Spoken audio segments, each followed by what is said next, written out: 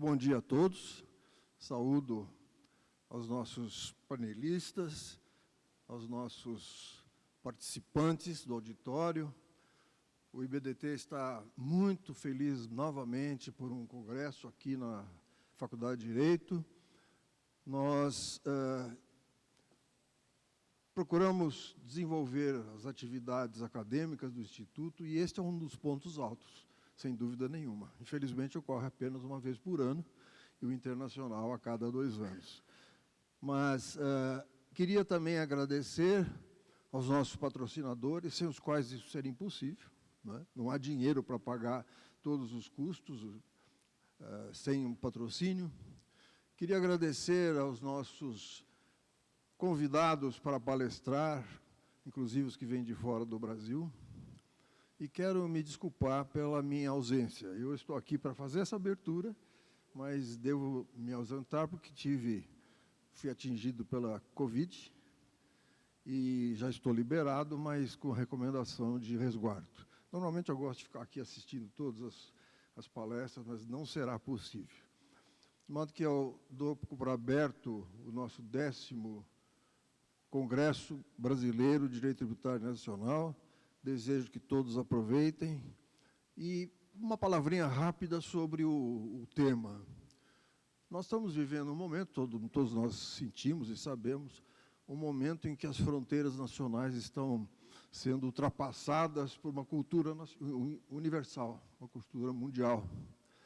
As nossas culturas nacionais estão sendo influenciadas por ideias que vêm de fora mais do que nunca, né? Mais do que nunca. Nós estamos em fase de reformas de legislações internas. Aqui no Brasil, estamos passando por intensa reforma, de forma que é muito interessante nós termos esse encontro com tantas pessoas de outros países para a troca de ideias. Tenho para mim que esse congresso está num momento muito oportuno e tende a produzir aquilo para o qual ele foi constituído. Muito obrigado e aproveitem o máximo possível.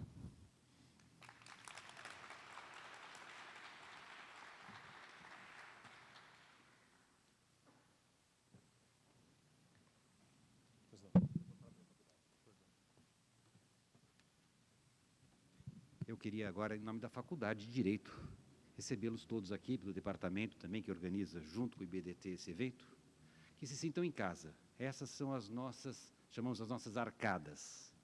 A velha e sempre nova academia, e nova porque traz novos temas, traz vocês aqui para discutirmos temas importantíssimos.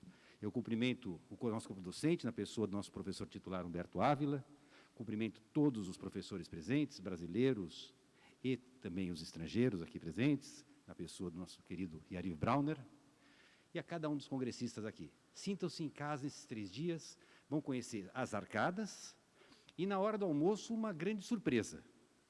As arcadas do nosso edifício, nós recebemos um novo prédio. Nós temos mais 4.000 metros de faculdade de Direito, no prédio logo em frente. Esse prédio acaba de ser adquirido pela Universidade de São Paulo, e o primeiro evento que vai acontecer nesse novo prédio vai ser nosso almoço lá. Então, na hora do almoço, todos iremos atravessar a rua e conhecer as novas instalações da Faculdade de Direito. Muito obrigado e bem-vindos.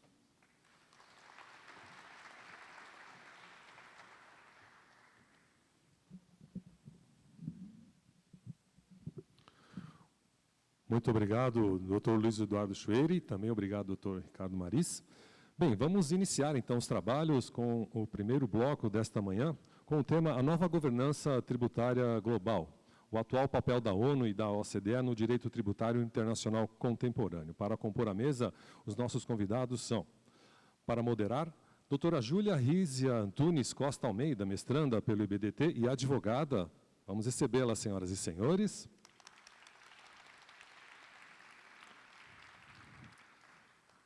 Presidindo a mesa, Dr. Paulo Calhendo, doutor pela PUC de São Paulo, professor da PUC do Rio Grande do Sul, advogado.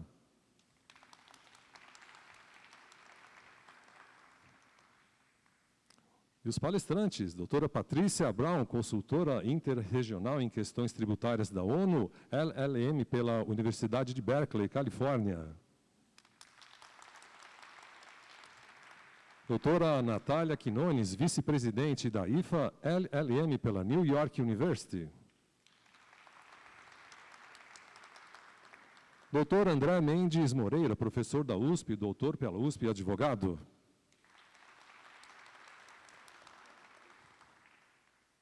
E doutor Fernando Zilvetti, professor e diretor do IBDT, doutor pela USP e advogado.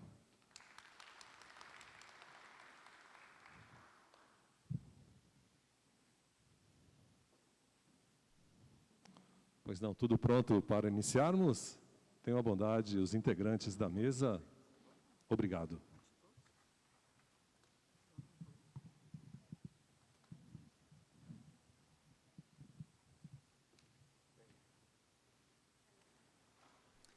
Bom dia a todos.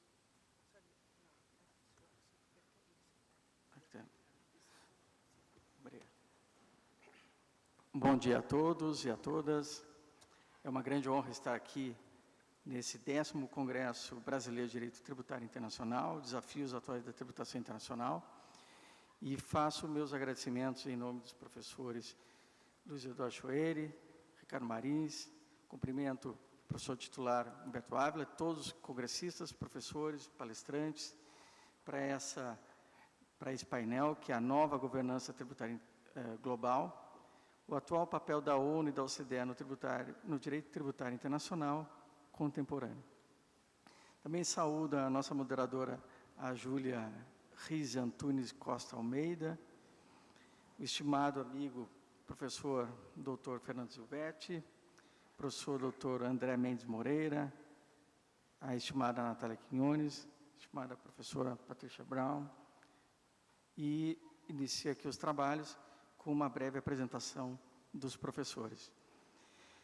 A professora Patrícia Brown, ela iniciou a sua carreira no escritório Cleary Gottlieb Steen em Hamilton, e em 1994 ingressou no Departamento de Tesouro dos Estados Unidos, e em 97 assumiu o cargo de subconselheira de tributação internacional, sendo responsável por coordenar a política de tratados tributários dos Estados Unidos.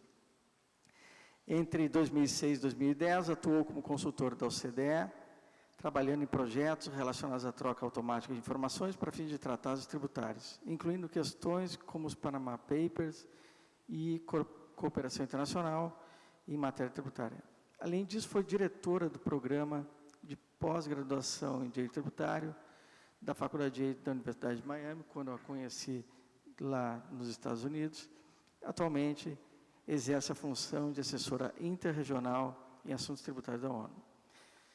Bom, está com a professora Natália Quinones, primeira mulher nomeada vice-presidente da mais prestigiada organização tributária global, a IFA. A doutora Natália também atua como assessora especial do Ministério da Fazenda da Colômbia, sendo principal negociadora de tratados tributários internacionais do país e representante da Colômbia perante a OCDE em temas fiscais. Ela é ainda sócia do escritório Quinones Cruz Limitado. Estimadíssimo professor Fernando Zilvetti, graduado pela Universidade de São Paulo em 1988, é mestre em Direito Constitucional e doutor em Direito Tributário, bem como livre-docente em Direito Tributário desde 2011. Todos títulos obtidos pela Universidade de São Paulo, é professor e diretor executivo do Instituto Brasileiro de Direito Tributário e sócio fundador do escritório Zilvetti Advogados. Estimadíssimo professor livre-docente em Direito Tributário André Mendes Moreira, livre-docente pela Universidade de São Paulo desde 2022. Graduou-se em Direito pela Universidade Federal de Minas Gerais em 2002, onde também obteve o título de mestre em Direito Tributário em 2005. Concluiu o doutorado em Direito Tributário na USP em 2009 e realizou residência pós-doutoral na mesma instituição entre 2017 e 2019. Também saúdo a estimada Júlia Almeida, nossa moderadora, como bem dito pela apresentação, mestranda em Direito Tributário Internacional pela IBDT, graduada em Direito pela Universidade Federal de Minas Gerais e advogada no Verano Advogados. Bem, é uma honra estar presidindo essa mesa, especialmente em virtude como disse o nosso presidente Ricardo Marins, nós estamos em processo profundo de mudanças e também com propostas de alteração na legislação da tributação da renda do país. Dito isso, é importantíssimo também a nossa participação em organizações internacionais, como a própria OCDE, e o propósito de acessão do Brasil a essa instituição. Por isso, passo a palavra à professora Natália Quinones, pela ordem. Então, desculpe, pela ordem, Patrícia Brown? Ou...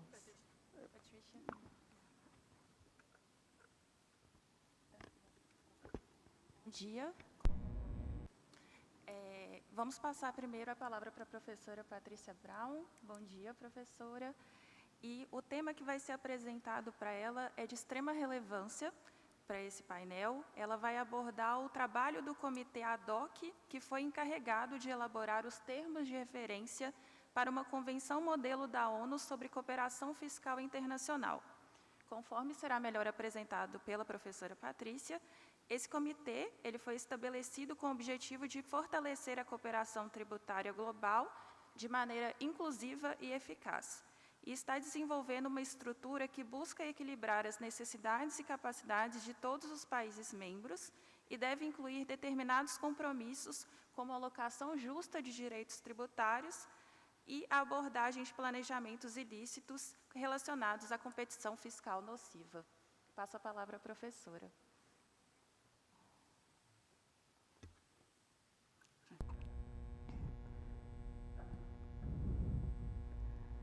Muito obrigada e bom dia a todos.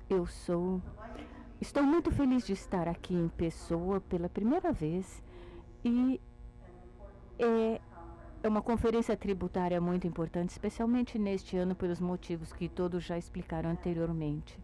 E quando o professor Chueiro me convidou no novembro passado se seria possível e eu perguntei a data, eu já sabia que o momento seria bastante propício e bom, porque agora nós estamos no interim entre o comitê ad hoc ter terminado o seu trabalho, da Assembleia Geral assumindo o seu trabalho sobre o tópico. Posso então comentar um pouquinho, onde grande parte do ano eu não posso falar sobre o assunto. Eu também, lógico,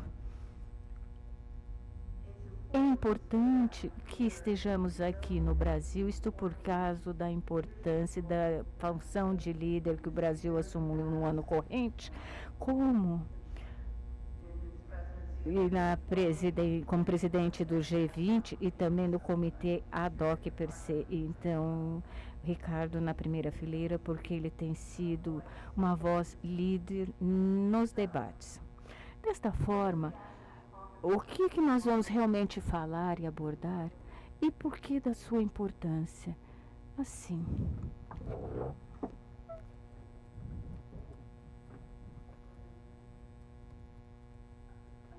Muito bem. Desta forma,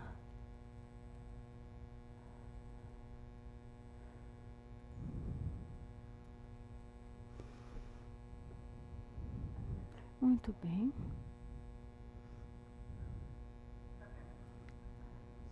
Assim, uma das coisas importantes sobre tributação nas Nações Unidas é que é relacionado ao trabalho que a Nações está fazendo sobre o desenvolvimento sustentável durante décadas.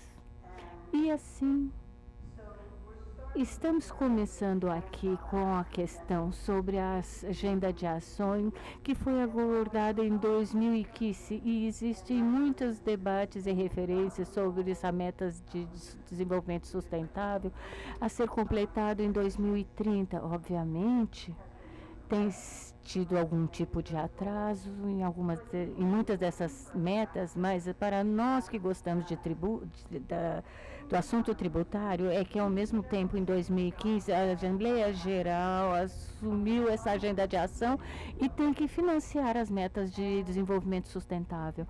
Então, se você ler sobre a agenda de ação, fica bastante claro que mobilização de recursos domésticos é a fonte primária para o desenvolvimento dos países em desenvolvimentos privados e possibilitando um ambiente para esses investimentos privados é também muito importante. Mais coisas como assistência ao desenvolvimento oficial está no final da lista, que o reconhecimento que tem que haver sistemas robustos de tributários em países em desenvolvimento para que possam desenvolver. Então, ao falar desse tipo de tributos, há um tipo de confusão. Isso quer dizer não apenas uma distribuição robusta, mas também que permita cobrar tributos. Então, tem que ficar muito claro nessa agenda de ação.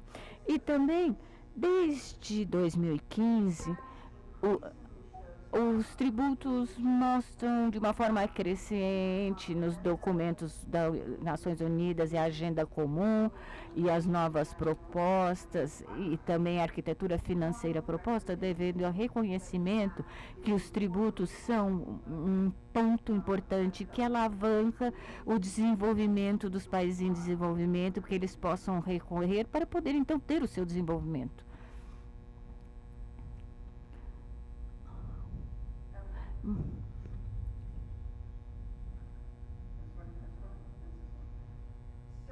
Desta forma, na minha opinião, é interessante porque houve debates no passado com relação a tributos nas Nações Unidas e, como eu disse, parte de um desenvolvimento sustentável e a sua agenda correspondente, mas tem sido muito estranho ao mesmo tempo, porque não houve processos intergovernamentais formais na NUs para abordar esse assunto de tributos. Desta forma, o comitê ad hoc sente que há essa lacuna, pelo menos no ano corrente.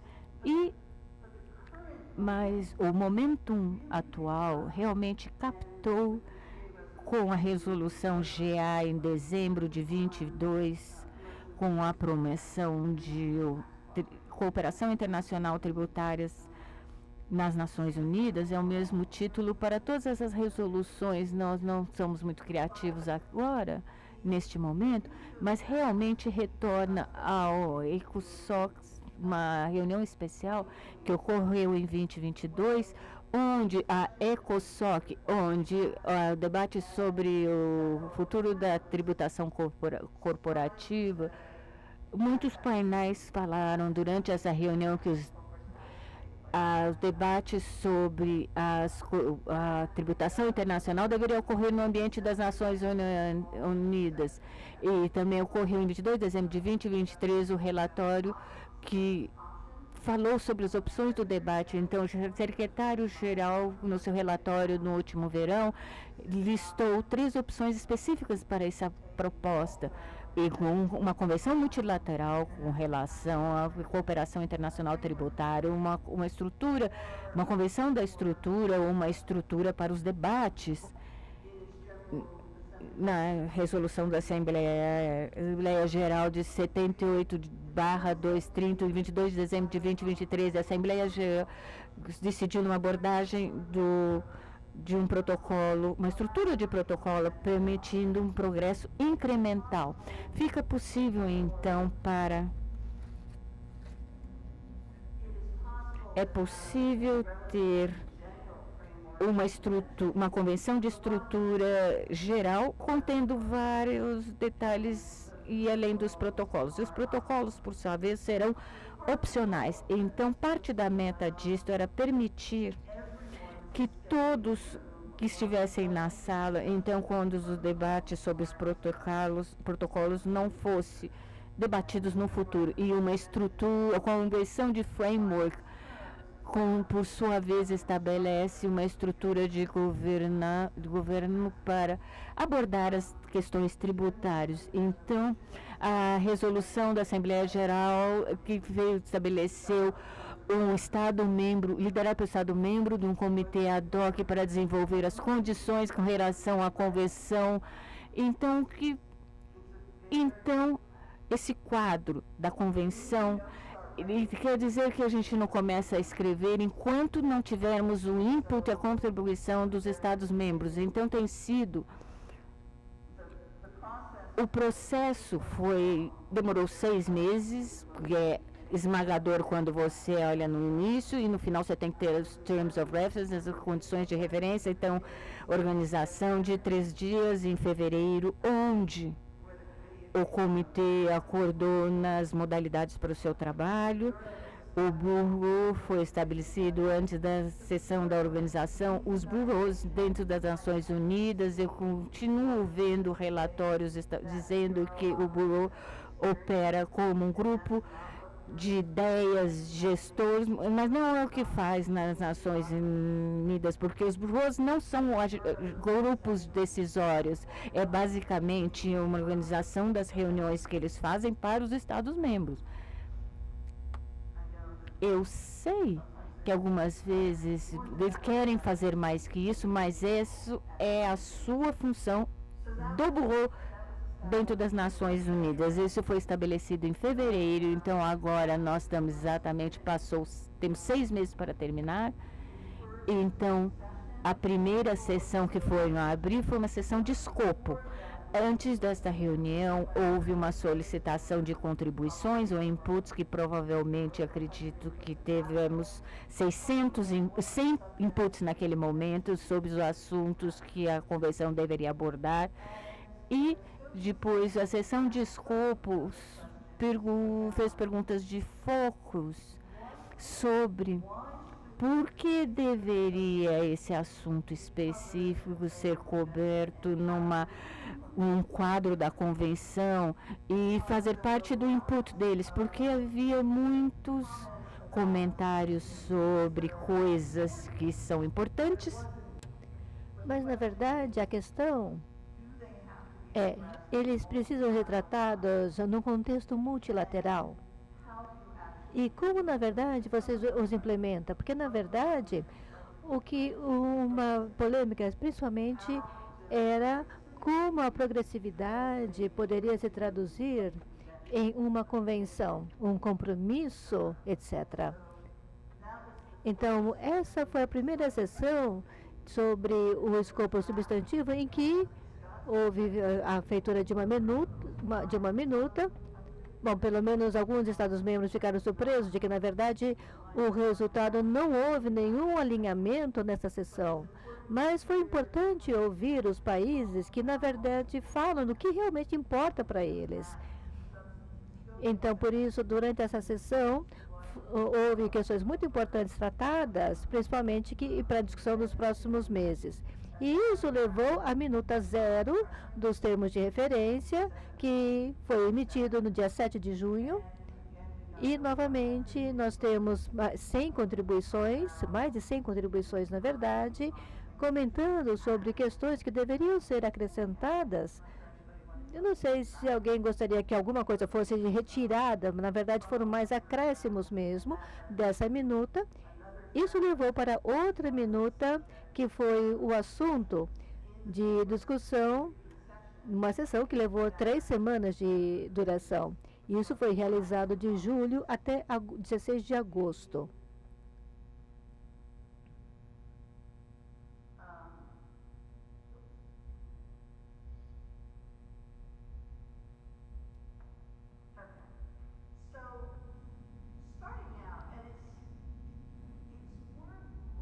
Vale a pena darmos uma olhada nesse processo. É o processo das Nações Unidas com relação a outras convenções multilaterais. Porque muitas dessas convenções, ou seja, a negociação das resoluções, ocuparam somente um parágrafo. E quando nós sabíamos que tínhamos somente 6 meses, então foi muito bom saber, de certa forma, que tivéssemos que trabalhar somente sobre um parágrafo. Queríamos saber se isso realmente trataria de todas as questões tratadas no termos de referência de agosto.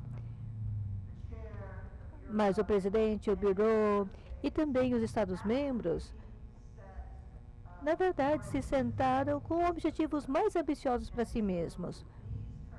Então, esses termos de referências também teve um conteúdo muito mais substancioso em relação às resoluções que foram negociadas e adotadas pela Assembleia Geral e em relação a outras convenções. Por exemplo, voltando ali para as negociações da Convenção Quadro das Nações Unidas sobre a Mudança Climática, que todos vocês conhecem. Então, essa resolução de negociação dizia que a Convenção deveria incluir também compromissos apropriados. E era isso. O resto tratava de quem é que estaria no bureau, ou secretaria, etc. Mas sobre a questão substancial, é somente que haveria um compromisso adequado. Depois também havia a Convenção de Anticorrupção, que também tinha algumas palavras-chave, como criminalização, extradição, etc. Bom, extradição é narcótico, desculpe, não é isso, mas enfim. Esses termos de referências, na verdade, forneceram também uma orientação muito melhor para o comitê de negociação. E isso foi muito bem desenvolvido, principalmente desenvolvendo os objetivos. Eu cito aqui todo o item 7C, porque realmente isso mostra a aspiração de toda a convenção. E também mostra bem o processo para estabelecer também um sistema tributário internacional que seja efetivo, equitativo, eficiente, transparente, justo e inclusivo, ou seja, também isso associando ao desenvolvimento sustentável com uma visão ou com vistas a aumentar a legitimidade, a certeza, a resiliência e também a justiça nas regras tributárias internacionais, principalmente verificando os desafios enfrentados na mobilização de recursos domésticos. Isso, então, trata muito bem dos objetivos da Convenção.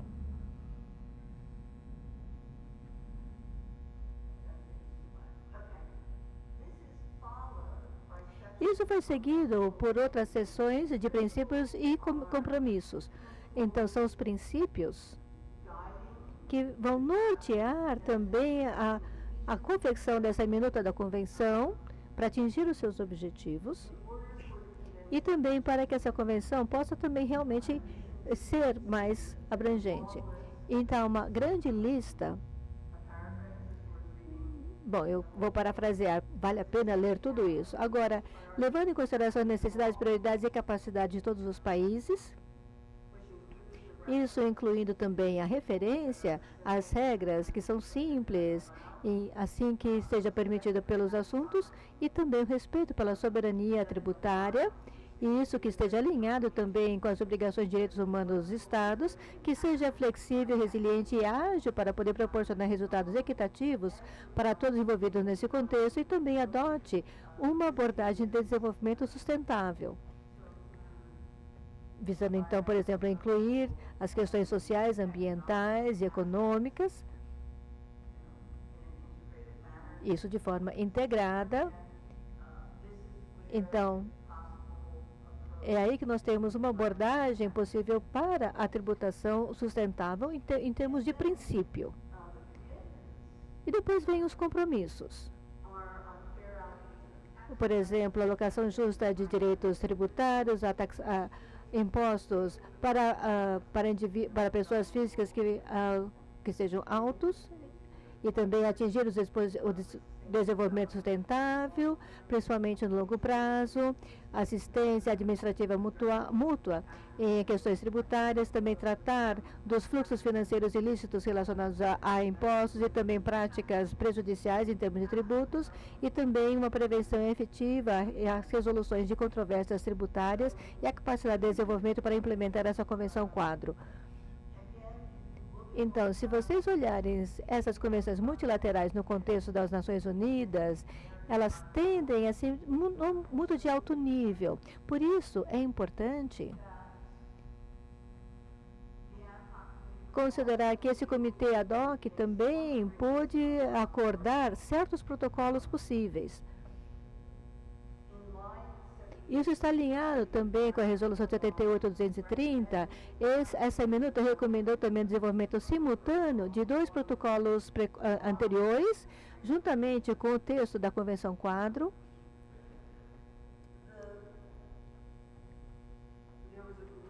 E também houve um acordo de que um desses protocolos anteriores deveria tratar também da aplicação de impostos sobre a renda decorrentes também dos serviços transfronteiriços, e a segunda convenção não se pode chegar a um acordo sobre a segunda convenção, porque houve diferentes grupos de países tratando desses itens, como, por exemplo, impostos na economia digitalizada e também fluxos financeiros ilícitos relacionados a impostos, a prevenção e resolução de controvérsias tributárias e também evasão de impostos. Então, por isso, o segundo tópico será escolhido entre um desses itens, provavelmente no primeiro trimestre do ano que vem. Então, por isso, há muito trabalho a ser feito nos próximos meses, enquanto a Assembleia Geral faz a sua apreciação desses diferentes assuntos. Provavelmente haverá também alguma negociação entre as missões permanentes e também os Estados-membros com relação ao que será discutido. Além disso, além dos protocolos, também foi considerado útil destacar alguns dos protocolos adicionais que tratam também das partes. Então, que as partes poderiam considerar, por exemplo, a inclusão também de desafios meioambientais, ou também troca de informações sobre finalidades tributárias, também assistência administrativa mútua sobre questões tributárias e também práticas tributárias prejudiciais. Isso é importante em dois sentidos, porque nós temos a Convenção Marco e também os dois protocolos que foram realizados, ou suas negociações,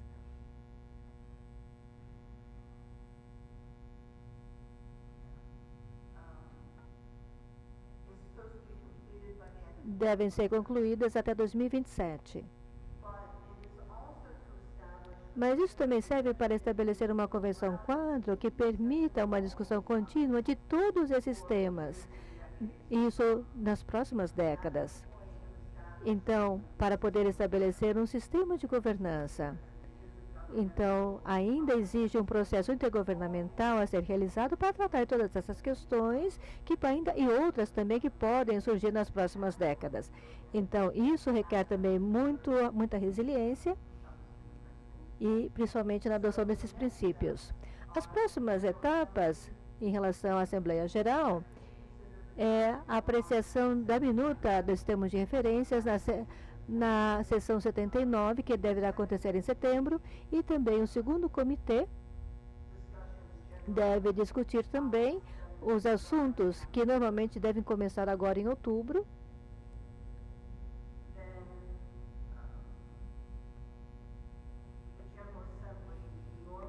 A Assembleia Geral normalmente adota, como eu falei, os protocolos de tributos, que, como eu falei, devem estar concluídos até 2027, e a Assembleia Geral normalmente adota esses textos, que são apreciados pela resolução da Assembleia Geral, e aí depois nós temos a assinatura e depois a celebração ou a entrada em vigência disso nos 2 ou 3 anos seguintes.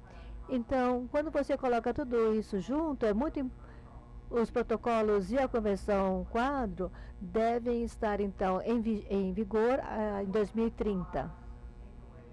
Então, essas são algumas das mensagens principais a respeito deste assunto a partir desse processo do comitê. E isso confirmou o pragmatismo dessa abordagem do marco protocolo. Foi uma abordagem flexível e que permite que todos na sala realmente pudessem participar. Isso também foi muito bem sucedido nas áreas de política. Isso também confirmou a importância de estabelecer uma agenda para garantir a discussão de tópicos relevantes para os Estados-membros. Isso foi muito importante, principalmente naquela sessão de escopo que foi realizada em abril e maio, em que realmente nós tivemos uma discussão bastante profunda sobre os problemas práticos que muitos países enfrentam e também como eles poderiam aumentar a sua arrecadação. E também é possível ter negociações tributárias bem-sucedidas de forma transparente e aberta. a sociedade civil, a academia, o setor privado e também as organizações internacionais estavam todas presentes na sala durante toda a sessão e também de forma bastante ativa em sua participação. Houve comentários também nos Estados-membros para afirmar suas posições e durante as 3 semanas, quase todas as sessões de comitês foram abertas e também foram transmitidas através do UN Web TV. Então, isso poderia ser assistido de qualquer parte do mundo. Grande parte das sessões ainda estão disponíveis no UN Web TV. Se vocês quiserem, eu também posso dizer para vocês qual é o meu highlight reels. Ou seja, são aqueles momentos mais importantes ou mais interessantes, eu posso dar essa dica para vocês. Mas está ali disponível. E é interessante ver tudo que aconteceu durante essas negociações. Houve muita coisa que aconteceu, principalmente a participação dos Estados-membros, sobre questões muito importantes.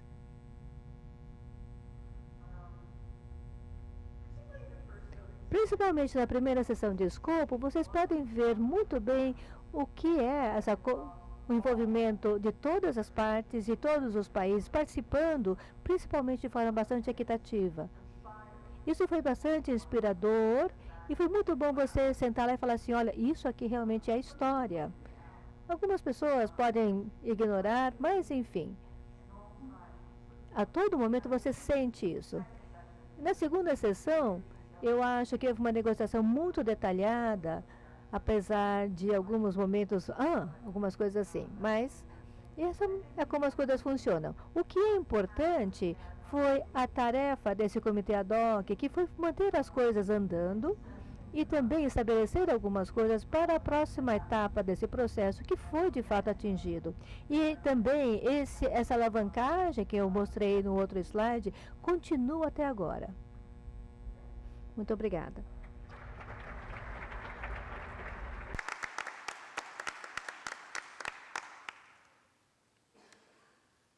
Muito obrigada, professora Patrícia. Agora, passando a palavra para a professora Natália.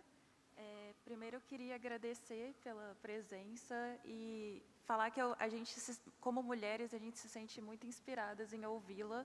Primeira vice-presidente nomeada da IFA como mulher. E a professora Natália vai compartilhar conosco a experiência dela com relação aos estudos que a Colômbia tem realizado nos últimos anos acerca da implementação de uma organização tributária internacional.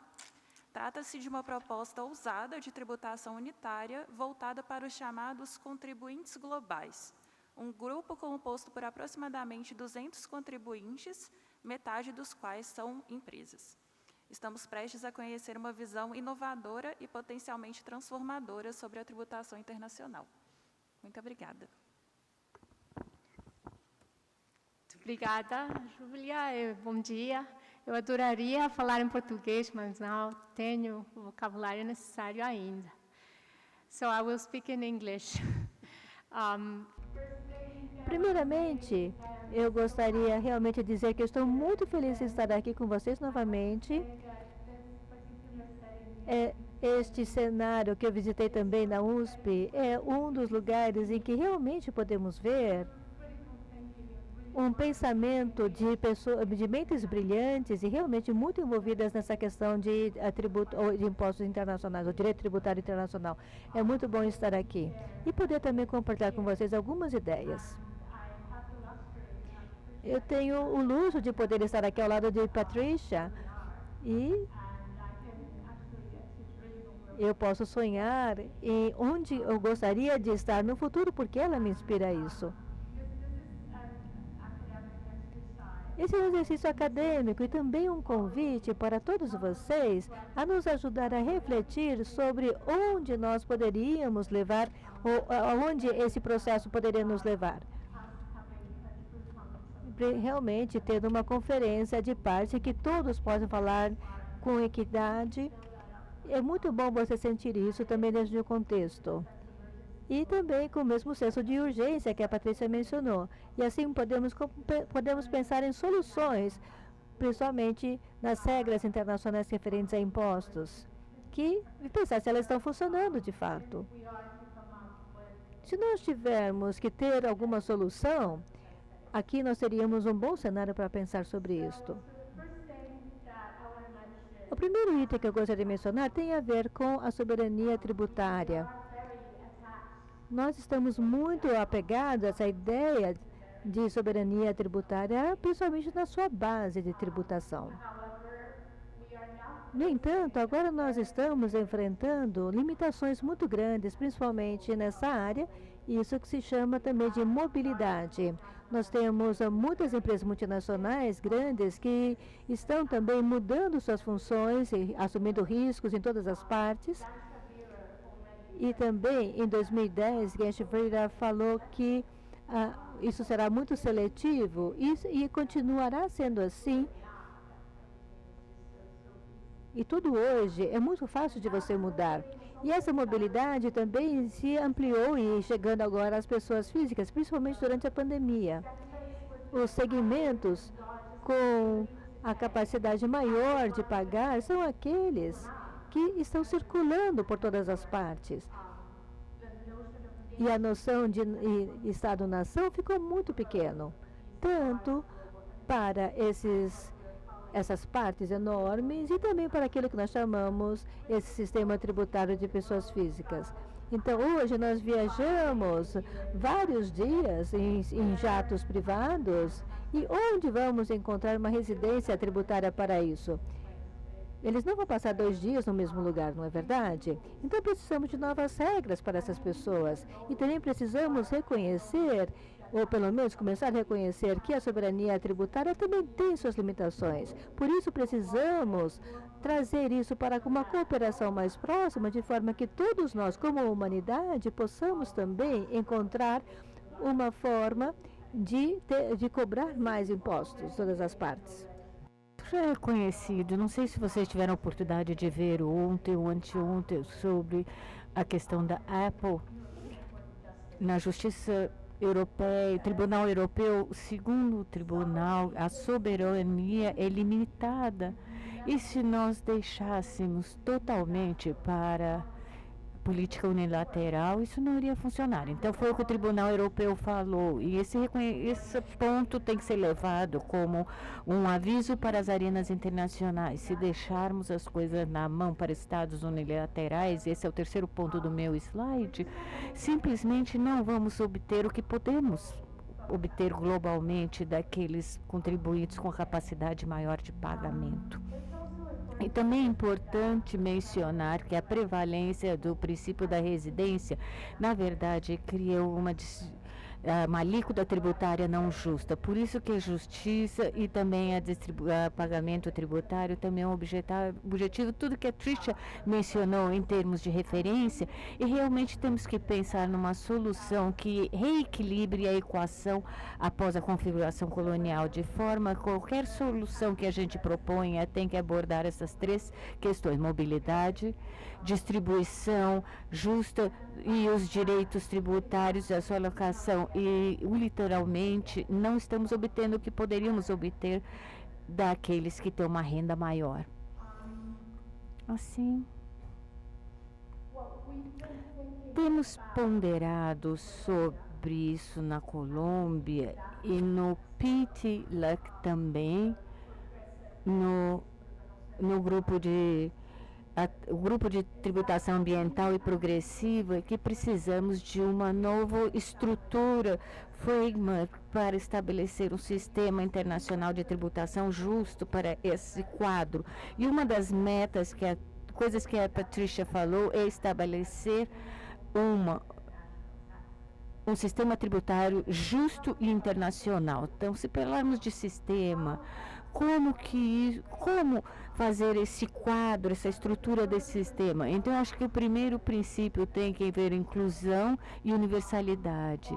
E todos os países realmente têm que ter a possibilidade e o poder para participar na configuração da agenda e processo decisório. Não é que estamos sentados ali igualmente, é ter a capacidade de participar e tomar decisões. Não podemos deixar de lado a expertise técnica, as regras de ação coletiva necessárias, precisa de minuta técnica cuidadosa e a consulta juntar a academia, então pessoas técnicas implementando isso de uma forma mais habilidosa.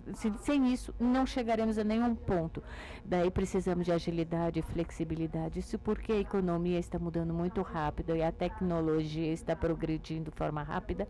Então, as regras estabelecidas há 100 anos não são mais adequadas. E se quisermos criar regras para o que temos agora, estarão desatualizadas novamente ou muito logo. Então, temos que criar uma estrutura que tem uma visão de como a economia se comportará em 50, 60 anos futuros. Então, não é só a mobilidade de agora, ou como essas coisas se tornaram tangíveis agora, mas como se apresentarão em 50, 60 anos. E essas regras e essa solução funcionará daqui a 50, 60 anos, a partir de hoje.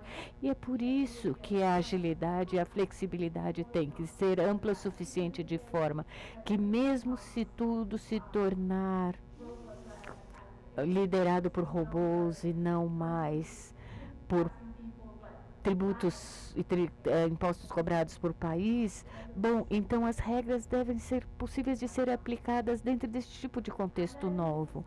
E também algo que é muito importante é a transparência do processo. Tem que haver uma responsabilidade para tudo. E esse é um dos principais motivos de crítica na OCDE. Ninguém sabe exatamente o que ocorre por lá, mas eu já estive dentro e fora, e muito frustrante do lado de fora, ser totalmente no escuro sobre o que está ocorrendo, como as decisões são tomadas, quem está apresentando as questões à mesa, quem faz a proposta, o minuta A, B, C, D, ou ideia B, C, D. E isso mudou completamente com as Nações Unidas. Como a Patrícia falou, você tem o Web TV, você vê ao vivo, reassiste. Cuidadosamente pode-se analisar quem falou o que, como e quando. Isso propicia uma transparência e responsabilidade a todo o processo. E, desta forma, com base nestes princípios, nós estamos pensando em propor uma organização tributária internacional. E por que desta proposta da organização tributária internacional? Porque é a única forma de misturar os dois processos junto com a expertise técnica, e também a única forma que podemos abordar as necessidades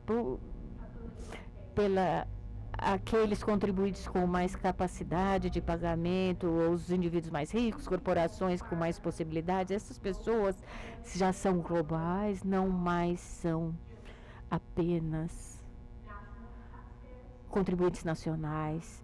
E a única forma de superar essas limitações da noção atual da nação é criar uma administração tributária reunindo todas as soberanias de uma forma centralizada de ITO. E nós, no único tópico, nós já temos uma organização comercial mundial. E por que nós não temos agora uma organização tributária internacional? Isto porque a Organização Tributária Internacional foi criada segundo o guarda-chuva das Nações Unidas. A Tricia já explicou. Isso pavimenta o caminho para chegar lá em algum momento, não agora, mas em algum momento chegaremos lá. E quais são as vantagens de ter uma organização internacional para os contribuintes? Atualmente, qualquer empreendimento agora tem 183 diferentes administrações tributárias, diferentes mais tribunais se for uma empresa global. Se mudarmos para o modelo de organização tributária global para esses contribuintes globais, você vai mudar isso a partir de uma única administração muito ágil para um mecanismo de resolução de controvérsias, e isso vai resultar em muitas economias, em vez de ter que se gastar tanto em criar planejamento, definindo posições em tantos diferentes países e culturas e regras. E daí tempo também. Algumas vezes os tribunais, é o caso aqui no Brasil, leva muito tempo até chegar às decisões e sentenças nas últimas instâncias. Se nós tivermos uma organização tributária internacional, um mecanismo mais ágil, teremos economia de tempo para os contribuintes. Então, isso é também uma outra vantagem que nós temos no corrente esquema das coisas. E depois também, então, a organização tributária internacional tem que ter financiada de alguma forma. Então, esse imposto que estamos desenvolvendo, que é global, na Colômbia e alguns dos países da América Latina, vai prover esse tipo de mecanismo. Nós temos MNEs globais, mas sem contribuintes que são tidos como globais, que paga apenas tributo, paga um único imposto global, e o primeiro destino dessa receita obtida com esse imposto seria financiar essa organização tributária internacional. E por segundo destino para isso seria realmente financiar desafios e necessidades globais. Se você for um contribuinte global com uma conexão com diferentes países, o que é verdade para essas empresas multinacionais e pessoas físicas também, viajam a todos os lugares e eles têm capacidade de se movimentar em todos os lugares, usando infraestrutura de todos os países, para conversar com todos os mercados. Então, se eles têm esse tipo de conexão, esse nexo causal com todos esses países, por que não financiar os desafios globais que vêm na nossa direção através de uma ação, então uma distribuição igualitária das receitas e também erradicar a pobreza? Todos esses desafios são importantes e seria importante atacar isso multilateralmente, numa verdadeira configuração multilateral. Teremos muito mais capacidade para abordar esses desafios tributários globais, ou não só tributários, são desafios globais no geral. Assim, obviamente, então, o design desse tributo leva muito a pensar, e isso é onde todos vocês têm que pensar a respeito disso. Temos que pensar nos assuntos propostos, um piloto onde os 100 MNs identificados pelo OCDE e o lado corporativo, e limites liminares para pessoas físicas, 30 bilhões de riqueza, e também 100 contribuintes que têm esses piloto rodado na questão dos impostos pagos globais, mas também tem que definir a alíquota. Como se estabelecer uma alíquota sabendo que esses contribuintes têm maior capacidade de pagamento? Seria uma transição, começar de agora em diante e incrementar até onde achamos que eles deveriam ter com sua capacidade de pagamento? Isso é uma coisa que qualquer um de vocês pode pensar, como estabelecer uma alíquota para o imposto global dos mais ricos. E daí vamos pensar numa base tributária, que eu acho que é o mais complicado. Nós já avançamos muito com o Pilar 2 e como calculamos alíquotas eficazes para MNs. Nós já concordamos em muitas coisas que deveriam ser incluídos no cálculo desse ITR. Poderia ser o ponto inicial, certo? E daí mergulhar o que globalmente deveria ser considerado deduzível ou não, ou que deveria ser isento ou não, em termos de pensar nesse sentido. E também precisamos fornecer e pensar com relação ao crédito tributário, porque isso é provavelmente que alguns países, como a Trisha, não vão se juntar à solução, como da Patrícia, Estados Unidos. Podemos pensar num crédito tributário para aqueles contribuintes que realmente pagam, como estruturar isso, como fazer um crédito completo, parcial, se for muito imposto. Não penso que seja muito imposto, isso precisamente essas pessoas têm capacidade de mover as coisas pelo mundo e pagar, e quanto pagar. Então, mesmo que estejam pagando um pouco, não será tanto comparado com o que poderíamos obter num imposto global. E também temos que trabalhar, nós falamos de assunto, alíquotas, base tributária. Eu estou esquecendo o quarto elemento, que é O que eu estou esquecendo? Bem, o gasto e o procedimento. Então, a principal proposta da Colômbia, que estamos todos agora falando, estamos criando fundos que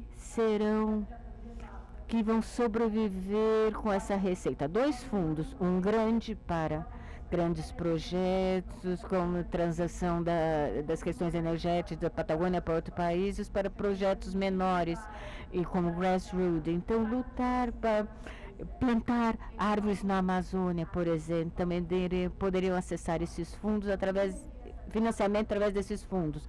Então, garantir esse fundo, quem estariam envolvidos, a sociedade civil e seu envolvimento, e fazer com que isso realmente fosse responsável, e isso porque realmente que cria moral tributária as pessoas saber para onde está indo o tributo. Se eu pago o tributo e sei como está sendo gasto, provavelmente eu vou pagar esse tributo e provavelmente vou ter uma contribuição maior, onde as pessoas podem votar os projetos para utilizar esses fundos.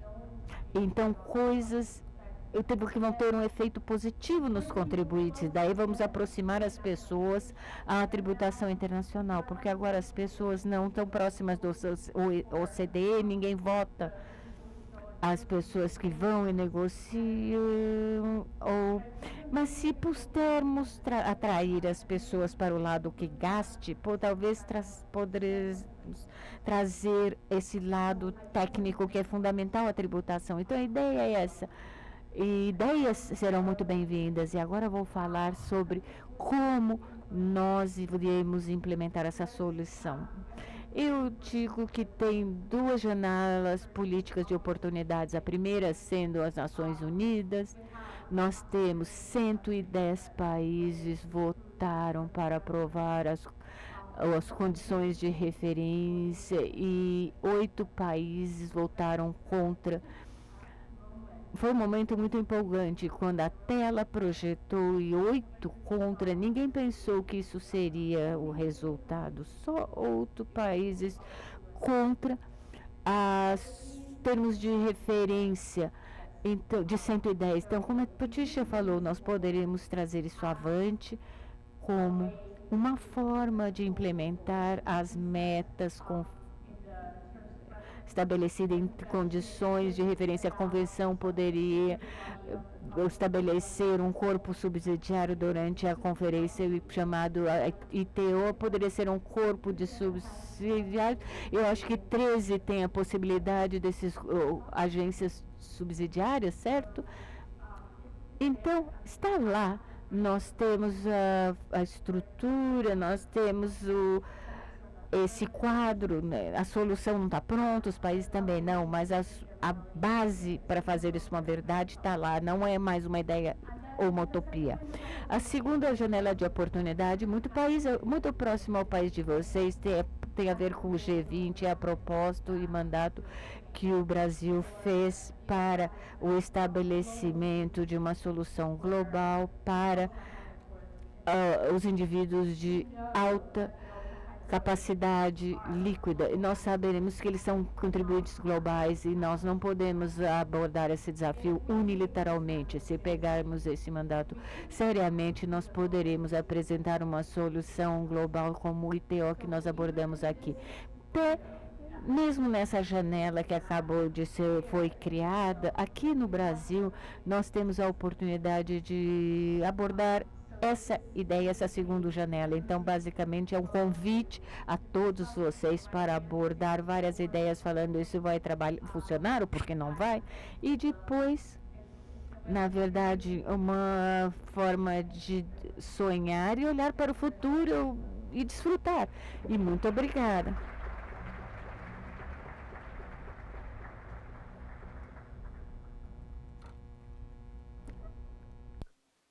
Muito obrigada, professora Natália. Foi realmente bastante inspirador. Agora, vou passar a palavra para o professor André, professor da minha antiga universidade, a universidade onde eu me graduei, a Universidade Federal de Minas Gerais. E o tema da apresentação do professor André vai ser um sistema tributário global e constituições nacionais, um diálogo necessário. E aí ele vai apresentar principalmente o caso do Principal Purpose Test, o PPT.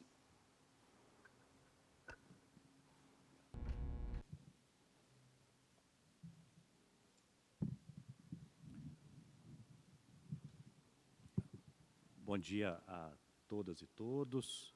Quero inicialmente registrar a minha alegria em estar presente em mais este evento do IBDT, parabenizando, na ocasião, o professor titular Luiz Eduardo Chueiri e o professor Rodrigo Maito, pela coordenação e organização desta verdadeira festa do direito tributário internacional, realizada na Universidade de São Paulo, que aqui é muito bem representada pelo professor titular Humberto Ávila.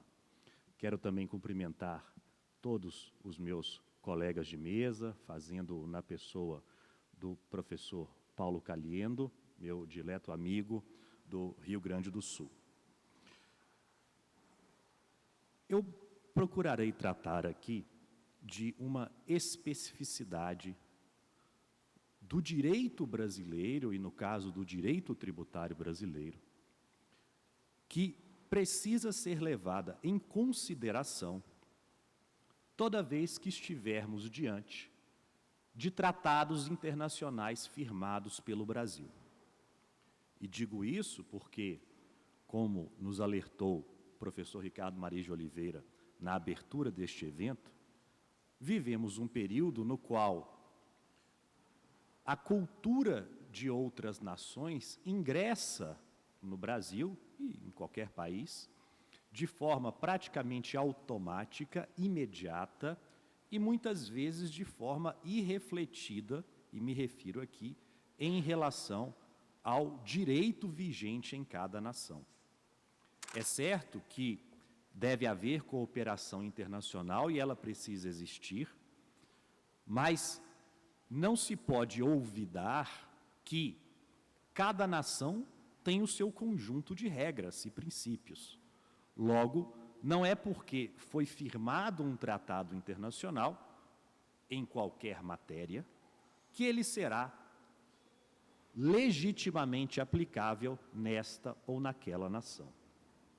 E digo isso porque, no Brasil, em matéria tributária, nós temos uma figura que não se faz presente em outras nações, tampouco federações, que é a figura da lei complementar.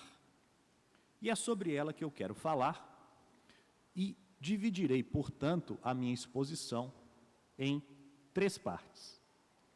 Primeiramente, trarei aqui um breve escorço da função da lei complementar em matéria tributária no Brasil.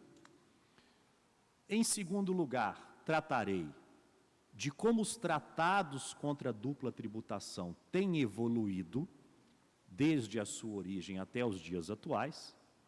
E, por fim, endereçarei o problema, já antecipado pela doutora Júlia, que é a impossibilidade, já antecipo a conclusão, de se aplicar no Brasil o Principal Purpose Test, porque não existe no Brasil uma norma geral anti-elisiva que, se existisse, deveria ser veiculada por lei complementar e, ainda assim, seria de duvidosa constitucionalidade, que é um argumento, a meu ver, suplementar. Começando, então, com a história da lei complementar. O Brasil tem uma história política curiosa. A lei complementar surge em 1961, no momento em que o regime presidencialista foi substituído por um regime parlamentarista de governo. E a história, professora Patrícia, professora Natália, é interessante. Na época, o Brasil tinha um presidente da República de direita e um vice-presidente da República de esquerda, porque as eleições eram separadas para presidente e para vice. É como, professora Patricia Brown, se Donald Trump fosse o presidente e Kamala Harris fosse a vice. Ou, professora Natália Quinones, se Ivan Duque fosse o presidente e Gustavo Petro fosse o vice. Ocorre que Donald Trump ou Gustavo Petro renuncia. E para evitar que Kamala Harris ou melhor, Ivan Duque renuncia. E para evitar que Kamala Harris ou Gustavo Petro suba ao poder, costura-se um acordo político e um terceiro elemento, que não era de esquerda nem de direita, na verdade era do partido que estivesse no poder, é alçado à condição de primeiro-ministro. E esse regime dura 2 anos, e nesse momento aprova-se uma emenda à Constituição para dizer que o funcionamento do regime parlamentarista brasileiro seria regulamentado por leis complementares à Constituição da República, aprovadas por maioria absoluta de votos do Congresso Nacional. Ou seja, cria-se naquele momento uma entidade intermediária entre a lei ordinária e a Constituição da República, que se diferencia da lei ordinária pelo quórum de aprovação, que deixa de ser maioria simples do Congresso para ser maioria absoluta, 50% mais 1 dos votos do Congresso Nacional. Nesse momento, apenas 2 leis complementares são aprovadas. Uma regulamentando o funcionamento do regime e a outra fixando a data para a realização de um referendo, que foi em 1963, no qual a população brasileira rechaça o parlamentarismo, atraindo de volta o regime presidencialista. Nesse ínterim, em que a lei complementar sai do sistema e tem-se um hiato, aprova-se uma reforma tributária. Essa reforma tributária modifica a Constituição, em 1965, e, a reboque da reforma, é aprovado um Código Tributário Nacional que vem trazer normas gerais de funcionamento do sistema tributário. O que seriam normas gerais? Seriam normas a serem observadas tanto pelo pequeno município como pela grande capital, tanto pelo Estado fronteiriço com outras nações, como pelo Estado central na nação. Normas gerais essas que deveriam pautar o exercício da atividade legislativa de cada ente federado de modo mais ou menos uniforme, sem, entretanto, ferir a competência constitucional que cada ente detinha para instituir os seus tributos. Em outras palavras, podia tributar nos termos que cada ente quisesse, mas observando regras mais ou menos homogêneas. Eu não poderia ter um prazo de fiscalização de 20 anos em Porto Alegre, professor Paulo Caliendo, e outro de apenas 5 anos no município de São Paulo. O prazo tinha que ser o mesmo. Pois bem, isso foi em 65, 66, e em 67, a figura da lei complementar volta ao palco constitucional brasileiro. O Brasil teve uma Constituição aprovada em janeiro de 1967. E há aqui uma curiosidade histórica em relação à aprovação dessa Constituição. O Brasil vivia um regime de exceção e a Constituição precisava ser aprovada até o dia 15 de janeiro de 67 pelo Congresso, porque se não fosse aprovada pelo Congresso Nacional, o presidente da República, o então Marechal Castelo Branco, iria outorgar uma Constituição a ser redigida por ele, de próprio punho.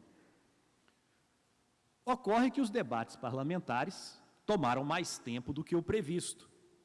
E chegou-se às 11 horas da noite do dia 15 de janeiro de 67 e a votação não tinha finalizado. O presidente do Congresso Nacional, então muito sagaz, lembrou-se de um detalhe. Janeiro é verão no Brasil. E naquele momento vivia-se, em Brasília, o horário de verão. Ele então mandou interromper o curso dos ponteiros dos relógios do Congresso Nacional por 1 hora para alinhar o horário de Brasília com o horário dos astros. E com essa hora adicional, conseguiu aprovar a Constituição, não entregando ao então presidente da República a competência para outorgá-la unilateralmente. E foi essa Constituição que trouxe de volta a ideia da lei complementar em matéria tributária, lei esta que tem que ser aprovada pela maioria absoluta do Congresso Nacional, 50% mais um, e que tem o condão de tratar de normas gerais, que são especificadas pela Constituição de 88. Essas normas gerais, elas tratam sobre a obrigação tributária, o crédito tributário, o lançamento tributário, fatirador dos impostos, base de cálculo dos impostos, contribuintes dos impostos, regulam limitações ao poder de tributar, disciplinam conflitos de competência, a venda de alimentação em bares e restaurantes pague ICMS ou ISS. Essa é uma dúvida que a lei dirime. De modo que a lei complementar pretende conferir um mínimo de unidade, coerência e harmonia a um sistema com 5.570 municípios detendo o poder de tributar, 26 estados mais o Distrito Federal e a União, todos com poder de instituir seus próprios tributos. É para isso que existe lei complementar. E a lei complementar se aplica aos poderes da fiscalização. Ou seja, quais são os limites do poder do fisco? O Código Tributário Nacional disciplina até onde o fisco pode ir. E esse ponto é fundamental. Vamos guardá-lo e dar o próximo passo, que é um breve esforço sobre os tratados internacionais em matéria tributária. Sabemos que esses tratados nascem ainda no século XIX, primeiramente com um tratado intrafederativo da Prússia com a Saxônia, em 1869, posteriormente, no primeiro tratado internacional, também da Prússia, altamente desenvolvida, com o Império Austro-Húngaro, fornecedor de matéria-prima, em 1899. E já em 1928, a Liga das Nações traz as 4 primeiras convenções modelo contra a dupla tributação, 2 das quais cuidavam de troca de informações entre os estados e de colaboração para a fiscalização recíproca. De modo que, desde o início, as convenções ditas contra a dupla tributação, hoje já renomeadas, enfim, se ocupavam dos poderes fiscalizatórios para se averiguar o adequado recolhimento dos tributos pelos contribuintes residentes nas partes contratantes. Essa sempre foi uma preocupação central, portanto, centenária quase, dos convênios contra a dupla tributação. Quando a OCDE é criada em 1961, logo na sequência, em 63, são editadas novas convenções modelo, ou é editada uma nova convenção modelo, que também traz dispositivos relacionados à fiscalização recíproca. E esse movimento se acentua em 1998, com o chamado relatório Harmful Tax Competition, para dizer que os países deveriam se unir. Foi criado um fórum global em 2000 para essa finalidade, com o escopo de buscar aquele indivíduo que aufere renda, mas não submete a renda à tributação.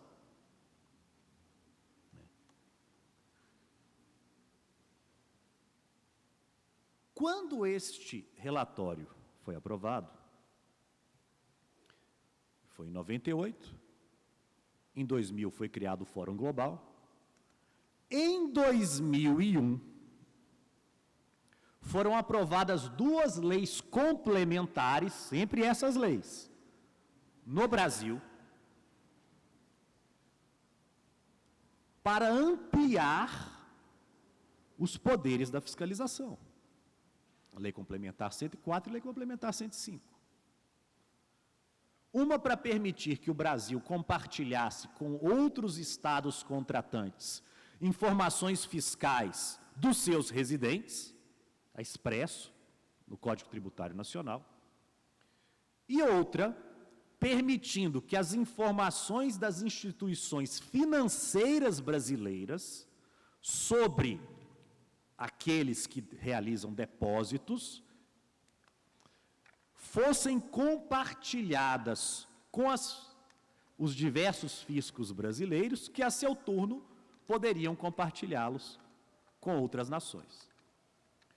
Muito embora haja sérios indícios de inconstitucionalidade dessas 2 leis complementares nestas partes, elas foram convalidadas pelo Supremo Tribunal Federal, de modo que o STF validou a quebra do sigilo fiscal e, na sequência, a entrega desses dados a outras nações, desde que haja tratado internacional. Não vou aqui me ocupar dos argumentos da inconstitucionalidade, vou me ater novamente à questão da forma.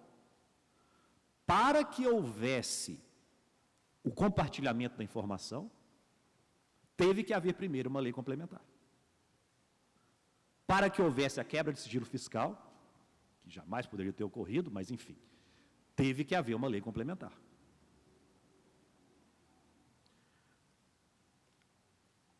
Com o passar dos anos, esse movimento para buscar pessoas, indivíduos e empresas que não pagam tributos, né, ou high net worth individuals, como a professora Patricia Brown disse, né, temos aqui um exemplo, o doutor Alessandro Rostanho, de high net worth individual.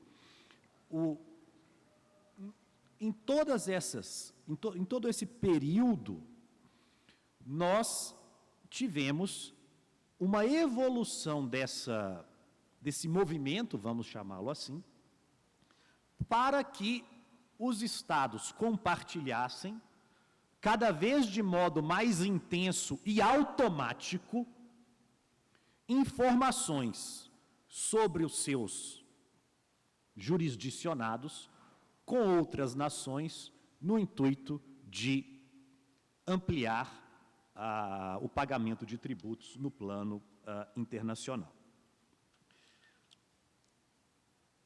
E agora, nos encontramos no seguinte cenário. Em 2017, né, na esteira do projeto BEPS, né, na esteira do MLI, foi realizada uma modificação na Convenção Modelo da OCDE, e essa modificação na Convenção Modelo diz o seguinte: se um dos principais propósitos para celebração de um tratado e uso desse tratado foi a economia tributária, a fiscalização tributária da nação pode afastar o pacto de não tributação e cobrar o tributo. Quero dizer, eu tenho uma regra que impede a tributação, no caso específico, mas a fiscalização pode dizer, veja, eu entendo que aqui você só está se valendo do tratado para economizar tributo, de modo que eu vou tributar. Esse tipo de consideração, primeiramente, é inconstitucional no Brasil, que fique bem claro. A Constituição brasileira tem mais de 200 artigos. Apenas o capítulo do Sistema Tributário Nacional da Constituição de 88 tem extensão maior do que a Constituição dos Estados Unidos da América. A Constituição dos Estados Unidos da América, em termos de extensão, de número de palavras, cabe dentro do capítulo do Sistema Tributário Nacional brasileiro. Portanto, a Constituição tem muito a dizer em matéria tributária, e não é pouco. Mas ainda que possível fosse cobrar, que não é, e sempre aqui trazendo a questão da lei complementar, eu já vou encerrar. É preciso pensar no seguinte: os países que adotam o Principal Purpose Test são países nos quais existe uma norma geral antielisiva, ou uma GAR, como se costuma dizer. O Brasil não tem uma GAR. Ao contrário, a pretensa GAR brasileira teve seu escopo restringido em relação à pretensão da Receita pelo Supremo Tribunal Federal, que disse: isso não é uma GAR. Isso aqui é simplesmente uma norma que autoriza que as fiscalizações desconsiderem atitudes simuladas dos contribuintes para não pagar tributo. Uma GAR parte do pressuposto que a atitude é legítima, não há simulação, não há dolo, não há fraude, e o fisco pode desconsiderar, porque entende que o correto seria pagar tributo. Afinal, há um dever fundamental de fazê-lo.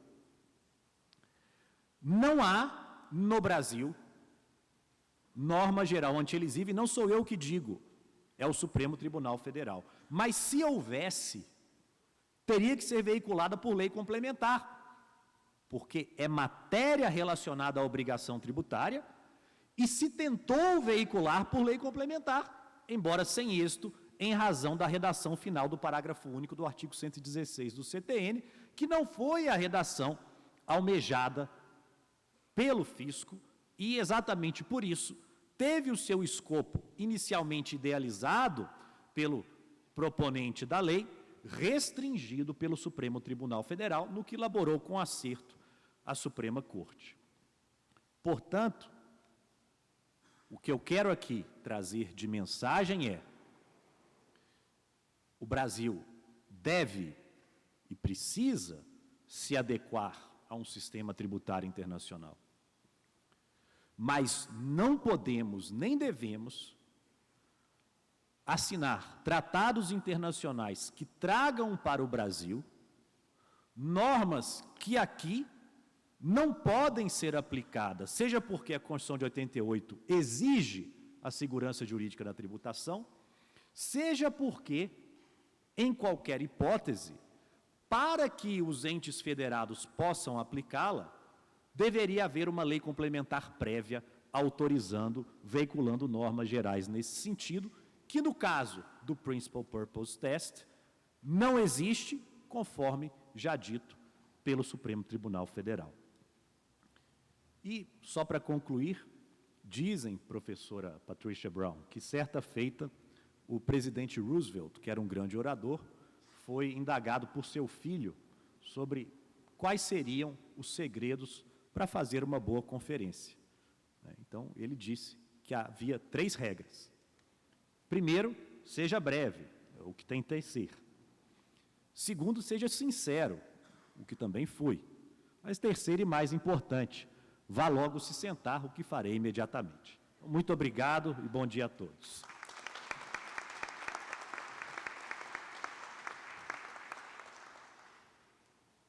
Muito obrigada, professor André.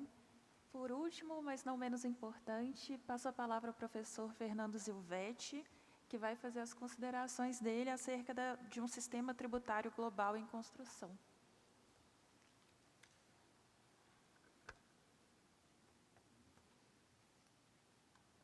Bom dia a todos. Eu Estou enrolando um pouquinho para pegar o controlador de slides, mas logo, logo ele aparece por aqui.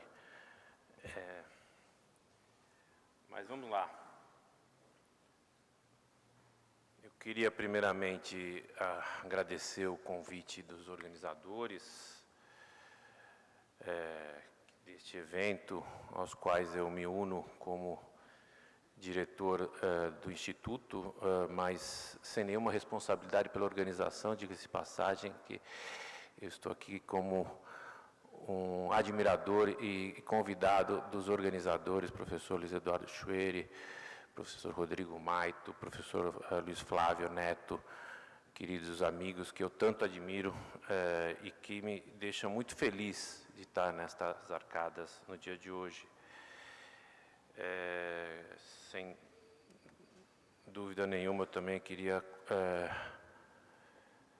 mencionar meu amigo Humberto Ávila como professor titular dessa casa e um dos grandes juristas brasileiros. E assim eu cumprimento os demais. Eu vou falar sentado para demonstrar meu alinhamento com a professora Patrícia e a professora Natália.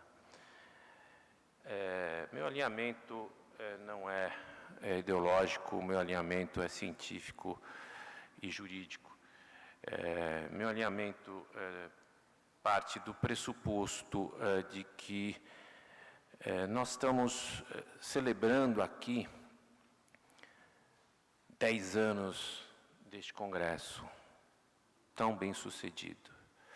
Mas nós estamos celebrando aqui 20 anos em que, de fato, gostemos ou não, gostem ou não, reajam ou não, nós experimentamos a criação de um sistema tributário internacional.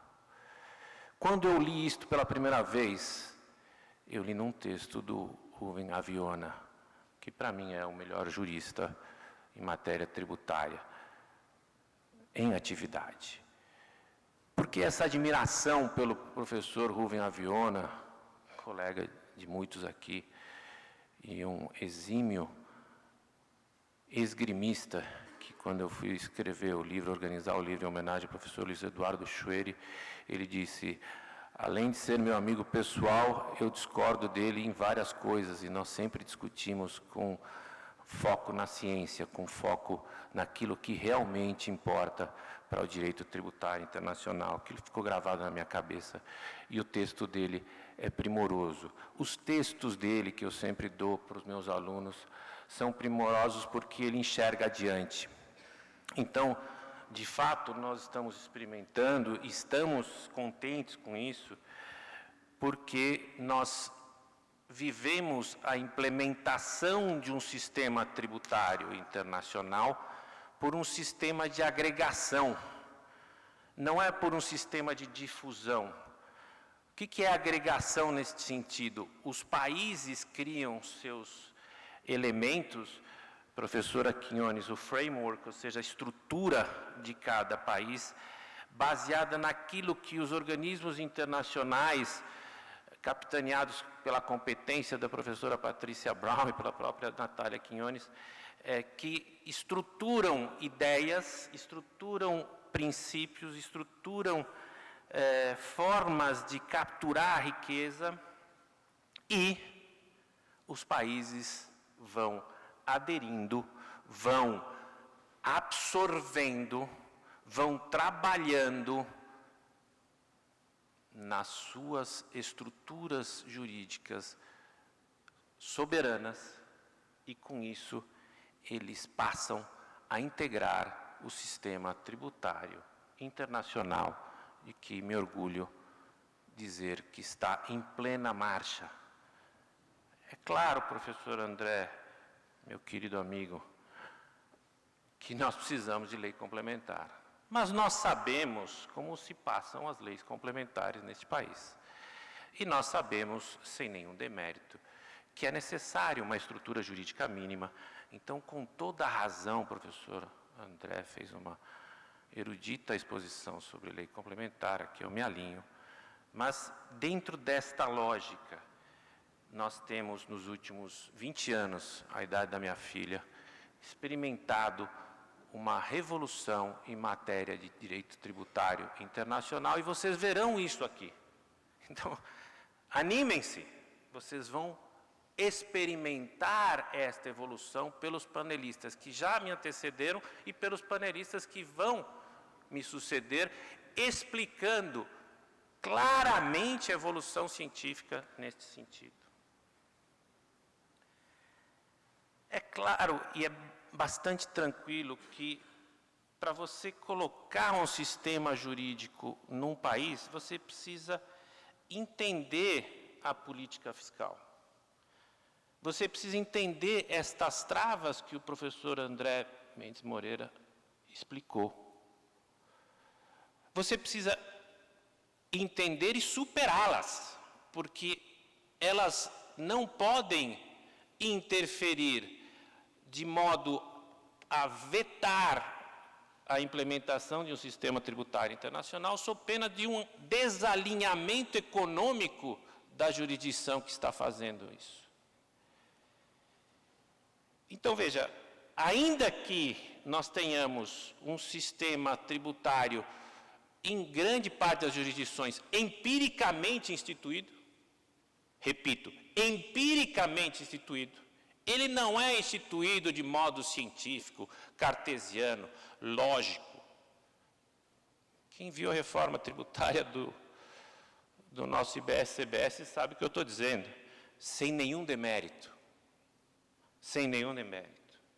Mas é preciso entender que nossos agentes de política fiscal, aqueles que fizeram a reforma tributária, Brigagão, eles se basearam em institutos comparados. Por isso que nós lecionamos no nosso programa de mestrado profissional do IBDT, Direito Comparado, para ensinar nossos alunos, tanto do fisco quanto do contribuinte, a entender os sistemas comparados. Então, quando a Júlia terminar o mestrado dela, ela vai ter toda a condição, ladeada que está pela professora Natália e pela Patrícia Brown, de entender como fazer uma pesquisa comparada e como contribuir para a evolução do direito tributário num sistema internacional. Mas não esqueçamos, e essa advertência eu devo de novo à competente posição do Rubem Aviona, certo? Correu aqui sem querer, desculpa, gente. Eu vou começar. Ixi, saiu a aplicação. Por que eu fui fazer isso? Mas. Opa, voltou? Não. Está voltando muito rápido. Ah, pronto, ela está passando rápido. Bom, beleza, está ótimo. Obrigado. Então, qual a advertência que faz o Rubem Aviona, correndo um pouco? A economia impõe que a gente estruture nosso sistema tributário nacional e internacional, brindando a evolução socioeconômica. Para brindar a evolução socioeconômica, nós precisamos, claro, professora Patrícia Brown, nós precisamos pensar num sistema tributário internacional efetivo e justo. Isto parece lábil, parece escorregadio, mas a nossa Constituição é permeada de artigos e regras de competência, como sustenta o professor Humberto Ávila, com a minha homenagem, que delimitam como se deve agir em matéria de direito tributário interno e externo. Mas é preciso ter em vista que a gente vai chegar a este ponto. As estruturas políticas pensadas para isso levaram a uma ideia de confederação, uma ideia de confederação supranacional. Então, quando a professora Natália fala em planet taxing, eu achei fantástico esse termo. É preciso que a gente entenda que isto não é um sonho apenas. É uma vontade política movida pelas demandas globais que estão nos nossos narizes. Estamos cheirando queimadas hoje. Então, se nós não pensarmos em demandas globais, como aquecimento global, nós vamos perder a linha da história. E com essa inspiração que a comunidade europeia, a União Europeia, homogeneizou o IVA europeu, mas demorou 20 anos. E a China e a Índia reformaram o imposto de consumo delas depois de 15 anos. E nós, como já antecipei aqui, demoramos 35 anos. Mas está aí, está aprovado, e vai passar no Senado, e vai ser por lei complementar. E a lei complementar será questionada por muita gente dentro do direito, dentro da democracia, dentro do respeito às instituições, mas, já antecipo, perderão aqueles que não estiverem muito bem alicerçados em matéria de direito constitucional. Mas isso não importa tanto. O que importa é se, dentro de um regime internacional, de um sistema tributário internacional, professora Quinones, nós endereçarmos a desigualdade, endereçarmos o desequilíbrio de riqueza. Então, quando a professora fala em tributar as grandes riquezas, tributar as grandes corporações, não é um problema ideológico, é um problema global, é um problema que tem um quê de combate à desigualdade, mas estas corporações passam por um problema de inaplicabilidade das regras tributárias em diversas jurisdições, erosão de bases tributárias, que o André já falou aqui, e que precisam ser tratadas. Como serão tratadas? Como podem ser tratadas? Esta é a pergunta de $1 milhão. Mas, veja, deixar que as grandes instituições, os grandes conglomerados, atuem sem pagar tributos por conta de fraturas, cisões, erosão nas bases tributárias, não é algo fácil, mas que precisa ser enfrentado. Hoje de manhã, vindo para cá, eu vi a notícia de que a União Europeia condenou as Big Techs ontem, num processo bastante polêmico. Mas veja, condenou por quê? Condenou para quê? Existe uma preocupação jurisdicional em relação às grandes contribuintes, os grandes empresários. Então, vejam, eu acho que nós temos que pensar que não há apenas um sistema capaz de capturar toda a riqueza. Pode ser, professora Quinones, que nós cheguemos a um consenso de criar um grande sistema global. Eu espero estar vivo para isso. Mas talvez a gente possa chegar nesta questão, possa chegar neste objetivo pelo lado pregado pelo Rubem Aviona, ou seja, pela adesão de sistemas tributários a estruturas globalizantes pensadas, desenhadas, discutidas e com a participação de todos dentro da lógica que vocês nos ensinaram nesta manhã, nas suas falas. Mas é importante que o Fogel dizia que a gente não pode mais achar que a jurisdição é a proteção total do contribuinte, porque ele não está protegido pela soberania, como pensam os mais conservadores. Se nós deixarmos que a soberania imponha a todos a regra do jogo, a própria força econômica craquela a soberania. Isso disse o Klaus Vogel há 30 anos, gente, no seu tratado sobre direito financeiro. Então, Klaus Vogel, que nos ensinou direito tributário internacional, era um grande professor de teoria do Estado. E ele enxergou o problema do furo da camada de ozônio na segurança jurídica por duas óticas. Pela ótica do excesso fiscal e pela ótica do excesso do contribuinte. Então, meus amigos, nós estamos dentro de uma ideia de um superestado. Nós estamos ouvindo as professoras com uma ideia de superestado.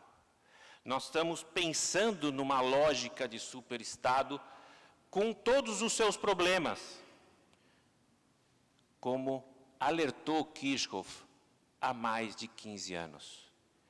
Quando ele escreveu um artigo que o Chueri retomou aqui para nós, A Suave Perda da Liberdade, ele alertou para o superestado.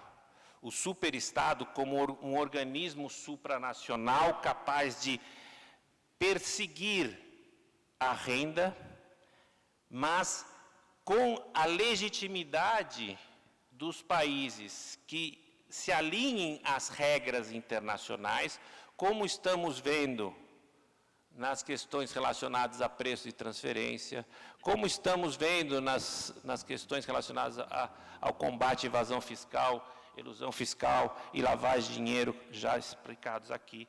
Então, nós vamos chegar numa hipótese no meio do caminho. Nós vamos chegar a essa hipótese para tentar chegar a uma situação que saia desse maniqueísmo. Nós temos que sair, abandonar esse maniqueísmo. Ou somos nós, ou somos eles. Porque isto está fazendo com que os sistemas tributários jurisdicionados percam totalmente, eu vou dizer de novo, totalmente a capacidade de captura no seu sistema tributário. Então não adianta a gente ficar com esse discurso tão protecionista se nós não pensarmos que a adesão a estruturas mais adequadas, que possam avançar, que possam dar às instituições internacionais que estamos estudando nesta manhã e nos outros dias, condições para estruturar sistema tributário global. Integrar as economias, integrar os fiscos. Os fiscos não estiveram tão integrados como estão nesta década, para desespero dos contribuintes, mas também para que o contribuinte entenda que ele pode ir até o fisco, ele pode trabalhar com o fisco, e ao trabalhar com o fisco, ele vai ter estruturas melhores para desenvolver a sua economia. Claro que nós somos um país, e o professor André deixou isso muito claro, que tem tradição em direito romano germânico, mas as nossas alianças comerciais, as nossas alianças internacionais nos forçam a revisar isto. Revisar não significa abandonar, antes que me crucifiquem. Revisar significa dar sim a importância ao direito privado, não abandonar o direito privado, mas sim ajustar o direito público, porque direito público estamos falando quando falamos de tratados internacionais, e a construção de um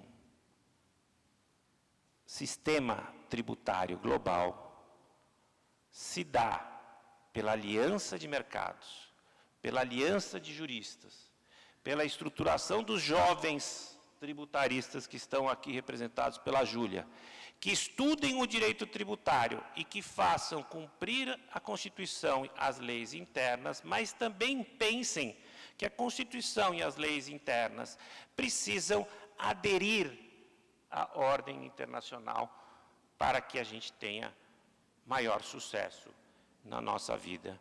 E que, assim, você fortaleça o Estado, fortaleça as instituições, fortaleça a estrutura tributária por meio de uma modernização da legislação fiscal brasileira, coisa que já estamos experimentando e veremos neste Congresso. Muito obrigado.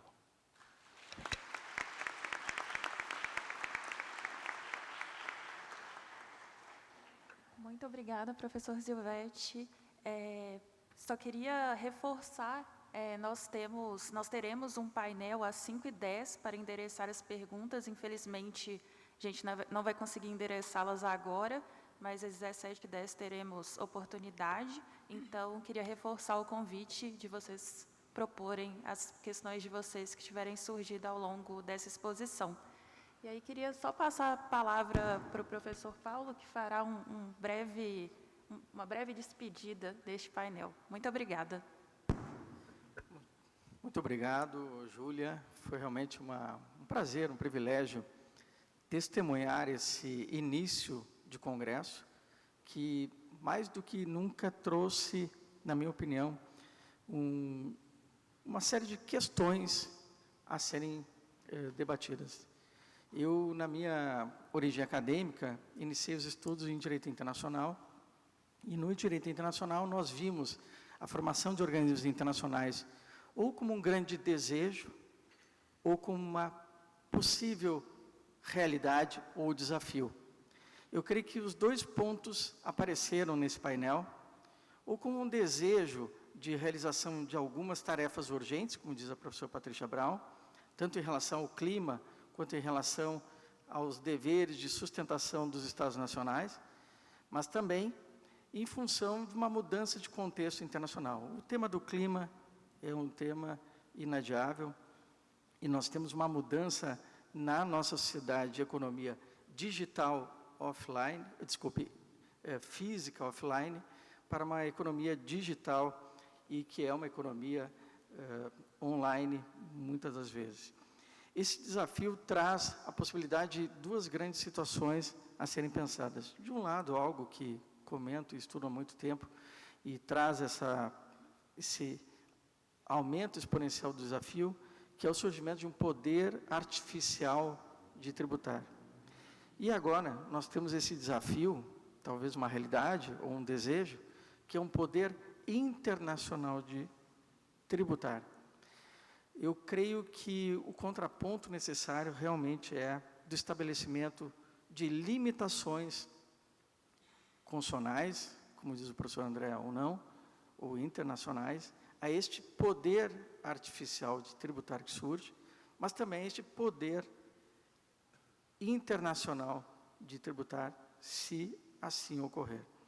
E com base nesse futuro, nós devemos sempre, como diz o professor Humberto Ávila, olhar os princípios e valores que sustentaram essa nossa caminhada, tão difícil até o momento, tais como o princípio da segurança jurídica, princípio da defesa da soberania nacional e das constituições, da capacidade contributiva, da soberania, da liberdade fiscal e individual.